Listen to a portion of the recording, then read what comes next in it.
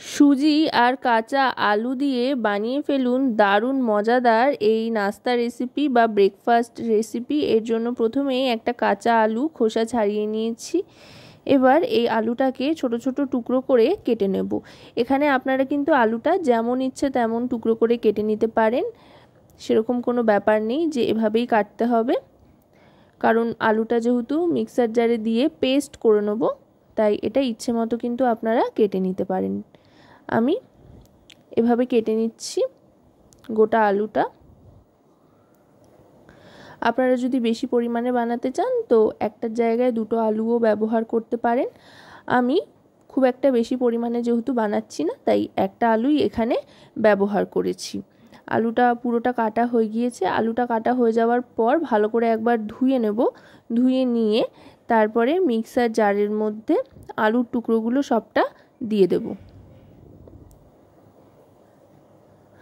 আলুর টুকরোগুলো দিয়ে দেওয়ার পর এবার দিয়ে দিচ্ছি 3টে কাঁচা পাকা লঙ্কা। লঙ্কার পরিমাণটা আপনারা আপনাদের স্বাদ অনুযায়ী কম বেশি করতে পারেন। এবার দিয়ে দিচ্ছি রসুন 4 কোয়া। রসুন কিন্তু বেশি ব্যবহার করবেন না, জাস্ট শুধুমাত্র রসুনের সুন্দর একটা গন্ধের জন্য রসুনটা দিচ্ছি। খুব স্ট্রং রসুনের গন্ধ কিন্তু এই রেসিপির সাথে ভালো লাগবে না। এবার দিয়ে দিচ্ছি সুজি। এখানে 2 কাপ পরিমাণে সুজি দিয়ে দিচ্ছি। মোটামুটি 200 গ্রামের যে প্যাকেট থাকে সুজি, সেই সুজি গোটাটাই আপনারা কিন্তু এর জন্য ব্যবহার করতে পারেন। এবার একটা ডিম নিয়ে নিচ্ছি। একটা ডিমই যথেষ্ট, যেহেতু এখানে 2 কাপ সুজি আর একটা আলু ব্যবহার হয়েছে। যদি সুজি আর আলুর পরিমাণ বাড়ে তো সেই ক্ষেত্রে ডিমের পরিমাণও বাড়বে। এবার এই সবটা মিক্স করে নিয়েছি। দেখুন একটা স্মুথ ব্যাটার কিন্তু তৈরি হয়ে গিয়েছে একেবারে। এবার এই ব্যাটারটা একটা মিক্সিং বোলের মধ্যে ঢেলে নেব।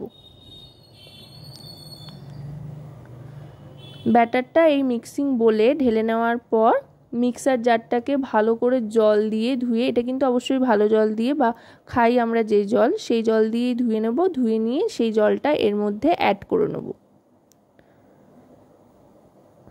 এবার যে জলটা অ্যাড করলাম তার সাথে ভালো করে এটাকে মিশিয়ে ব্যাটারটাকে সেট করে নিতে হবে।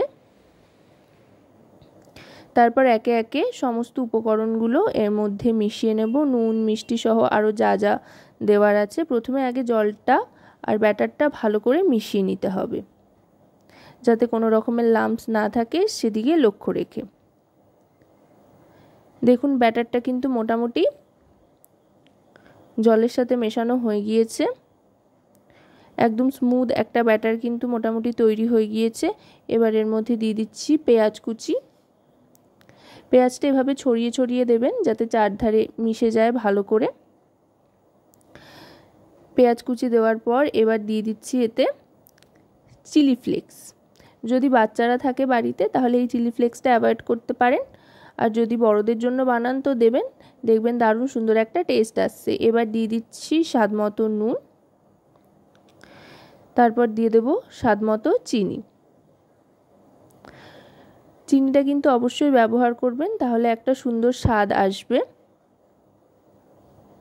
এই রেসিপিতে। অন্তত যেহেতু রসুন রয়েছে, কাঁচা আলু রয়েছে, তাই চিনিটা দিলে কিন্তু স্বাদে সুন্দর একটা ব্যালেন্স আসবে। এবার সবটা ভালো করে মিশিয়ে নিচ্ছি। সবটা মিশিয়ে নেওয়ার পর এবার দিয়ে দেবো একটু কাসুরি মেথি। এতে করে কিন্তু খুব সুন্দর একটা ফ্লেভার আসবে। হাতের কাছে যদি কাসুরি মেথি না থাকে তাহলে কোনো অসুবিধা নেই, কিন্তু যদি হাতের কাছে কাসুরি মেথি থাকে তাহলে কিন্তু একটু দিয়ে দেবেন, দেখবেন দারুণ সুন্দর একটা ফ্লেভার আসবে। আর যদি শীতকালে বানান তো একদম মিহি করে কাটা ধনেপাতার কুচিও ব্যবহার করতে পারেন। ব্যাস ব্যাটারটা কিন্তু তৈরি হয়ে গিয়েছে। এবার আমি একটা হাতা নিয়ে নিয়েছি, ডাব্বু হাতা। এই হাতার সাহায্যে আমি দেখিয়ে দিচ্ছি ব্যাটারটা কেমন হয়েছে, এবং এই হাতার সাহায্যেই কিন্তু এই রেসিপিটা বা এই ব্রেকফাস্টটা তৈরি করতে হবে। এবার কড়াইতে একটা স্প্যাচুলার সাহায্যে ভালো করে চারধারে সাদা তেল মাখিয়ে নিচ্ছি। মাখিয়ে নেওয়ার পর গ্যাসের ফ্লেমটা মিডিয়াম টু লোতে রাখবো। রেখে তারপরে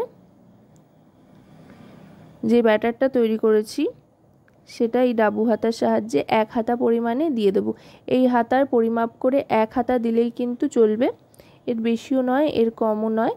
1 হাতা পরিমাণে দিয়ে এবার গ্যাসের ফ্লেমটা মিডিয়াম টু হাইয়ের দিকে রাখবো। রেখে ঢাকনা চাপা দিয়ে দেব ঢাকনা চাপা দিয়ে মোটামুটি 30 থেকে 40 সেকেন্ড অবধি অপেক্ষা করতে হবে। একেবারে হাই ফ্লেমে দিলে কিন্তু একটা দিক পুড়ে যেতে পারে।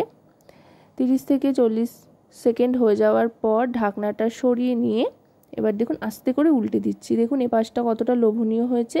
উল্টো দিকটাও ঠিক একই রকমভাবে কিন্তু ভেজে নিতে হবে। আর চারপাশটা কিন্তু এটা খুব ক্রিস্পি হয়।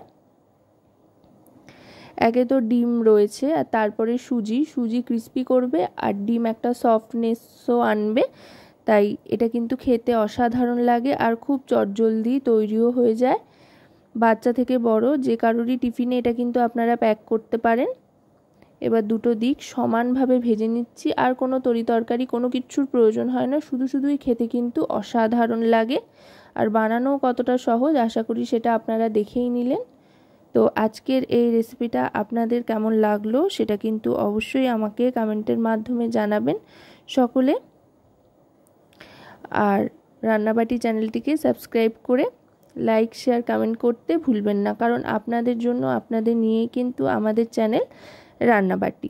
দেখুন কথায় কথায় কিন্তু দুটো দিক একেবারে সেম ভাজা হয়ে গিয়েছে। এবার এটা আমি সার্ভ করে দিচ্ছি। এটা কিন্তু শুধুই খেতে অসাধারণ লাগে। তো আজকের এই রেসিপি আপনাদের কেমন লাগলো অবশ্যই কিন্তু জানাবেন।